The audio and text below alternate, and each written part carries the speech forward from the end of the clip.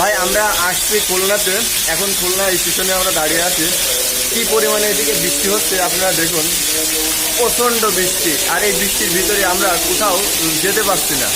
আসলে আজকের কি করণীয় আমরা বুঝতেও পারছি না। তো আমরা যেহেতু উপকূলীয় এলাকা সুন্দরবন, এই সুন্দরবনের ভিতরে যাব, কিন্তু এই বৃষ্টি দেখে আমরা মনে হয় না যেতে পারবো।